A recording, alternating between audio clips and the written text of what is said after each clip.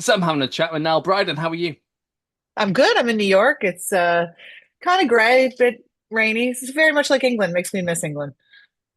Yeah, it's not the best weather over here as well at the Yeah. moment, but we've got good news in the line because we've been playing some music of yours. We've been playing Cassandra. Tell us about the single.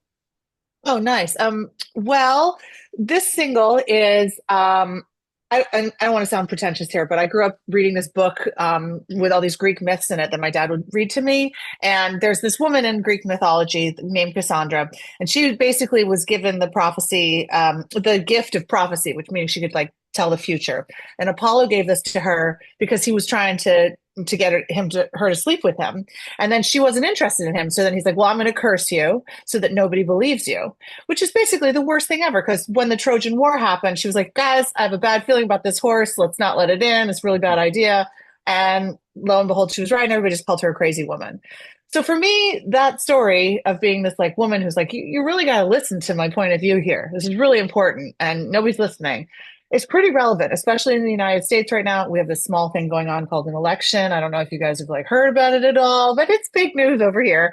And for me also just in my life at this point, I just kind of feel like I'm kind of taking stock, and I've been through all this infertility journeys, and it just felt like it was this very particular kind of female kind of silent rage that was sort of bubbling up. And that song just came out in a very short amount of time. I brought it to the guys in the studio, and we just had a blast playing it. It was all these old Appalachian dulcimers and dobros and everything that I brought over from America. And it really came together pretty quickly. Nice, nice, excellent. And that's off your new record, which is out 8th of November, called I Love You So Much I'm Blind. What can we expect to hear on the record? Well, again, I did have a long journey with infertility on this, and that's a pretty private thing to talk about. But I got to a point where I was just sort of, I've reached these moments in life where I use music to kind of get, to make some sense of what I'm going through. So I'm not just a professional musician; it's actually like as a songwriter, kind of gives value to these emotional experiences. And so I was writing these songs, and I wasn't sure that I wanted to release them or anyone would want to hear them. I took them to my producer, and she was like, these are things I think people could relate to. And so a lot of the album is like that. I Love You So Much I'm Blind is actually, the title track is not a love song. It's about, going through so many IVFs that I just lost sight of, friendships and work acquaintances and everything. I was so obsessed and so had the blinkers on that I really started realizing this was an unhealthy obsession. And when you want something so badly that you just kind of can't see the forest for the trees with it. Hmm. So that's where that song came from. And again, a lot of the sonic stuff from it, if is all from these crazy American instruments that I was finding. I really wanted to go back to this very acoustic, real sound. I've been sort of, distraught seeing everything made with AI these Mhm. days and so much computer stuff that like you could just get any kind of computer voice and anything in there. And I wanted something that could be made in a room and you could hear this, like I have this dobro from 1936 and you could basically hit it with a plate and it just sounds like you're making blues from the Delta, and it's got so much character as much as the people in the room. So that's what the record's about. Nice. And in relative terms, compared to other musicians in the music world, you seem to release music quite frequently at the moment, with a fair few albums over the last few years. What's behind you releasing so much music in what is a short space of time in the music world? Oh my God, that makes me feel fabulous because I always think I'm not that prolific because my dad is a painter and he makes like he paints like 30 paintings every summer. I'm like, how the hell do you do that, Dad? Mm. It's unbelievable. He's so prolific. And I just feel positively lazy next to him. But I think it's a lot because the reason I get up in the morning is, one of the big reasons is I want to write a song that tell something about the human experience and what I'm going through and what other people might relate to. And then before I know it, I have an album of them, and I, have a great band that I've worked with for decades. They're all over in the UK, and I love them dearly. It's like a family reunion when we get together. So it's Mm. it's pretty easy to just get into a studio and just, knock things together. And some albums go better than others, and I mean, it's just the sort of plight of being an independent musician. I think one of the things I've been, fortunate for at first I wasn't so thrilled about was I never got signed to a major label. And I think if you get signed to a major label, there's this huge marketing push behind you, big budget, and the A&R person tells you what you're going to release. Mm. But if you're just a little podunk person like me from Brooklyn doing it on your own, then you just kind of keep putting stuff out there and hope that the spaghetti you throw against the wall sometime, like sticks, Yeah. and that's just sort of been my mantra is just to keep going. Yeah, nice. And I'd like to talk about the writing side of things as well. So for you, how do tracks normally start off? Well, there's one of two ways. One is that I'm like going through something and I really want to write about it. And I feel like I'll start with a lyric idea. Like I have like all these different lyric ideas that I save in my phone. I used to write them on napkins or in notebooks, and now I save them in my phone. And then I'll sort of get things together thematically. I also happens where I start listening and realize that I'm like going to certain records and I'm listening to them a lot.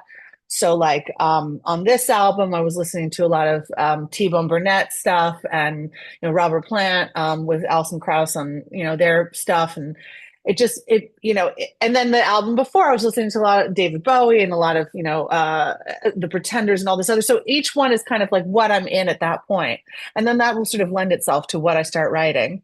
But then there's also this idea sometimes where I'll just book a studio session with a band Mm. and book flights to go over, and then I'm like, oh crap, I got to write a whole bunch of songs. So it's like however it works, I end up trying to do it, just to make it work, just because I'm so excited to get back in the studio with people I love. Yeah, nice. And I'm mentioning coming over here. You're coming over here in a couple of weeks' time because you've got a UK tour coming up. Yeah, I'm another American artist that really got my start in the UK. A lot of the artists that I loved growing up, like I was obsessed with Jimi Hendrix. He obviously died way before I was born, but it was something that like I just felt like he was such a person for me and a huge part of why I chose to do what I do. I just went and saw Kings of Leon the other day in New York, and they got their start in the UK. I Mm. mean, so many different artists, even going back to jazz players like Duke Ellington and Billie Holiday. A lot of those players were first taken seriously in the UK.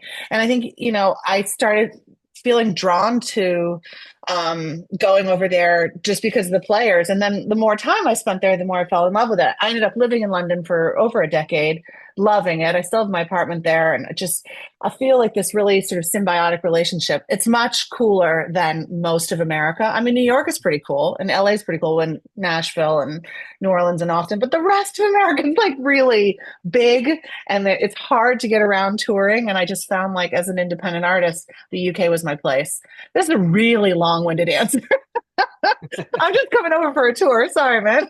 No, all good. I mean, we want to Oh come. man. We want you to keep coming over and playing, and I'm sure there's people around the world who want to see you playing as well. What's your plan for doing other stuff after this UK tour?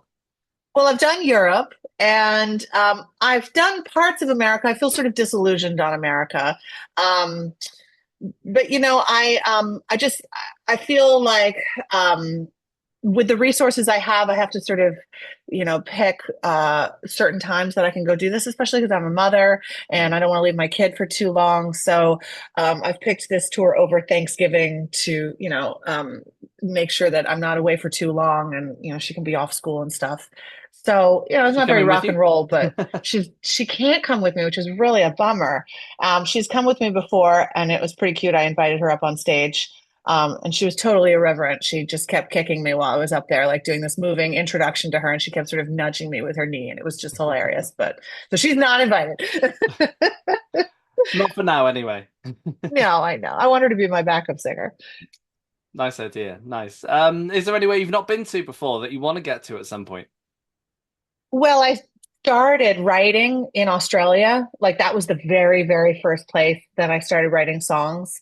Because I went over as an 18-year-old on a gap year and I just went by myself and I had a backpack and that was it. And I started meeting other backpackers and they were like, you should just start, getting a guitar and writing songs. So I bought my first guitar over there. It was 25 Australian dollars. It was a piece of crap and it was really heavy and I was lugging it everywhere. But I feel like a real, um, you know, uh, gratitude to Australia for really being the place where I started writing songs. So someday I'd love to go back there. Nice. And you've been writing and releasing music for a fair few years now. How have you evolved as a musician?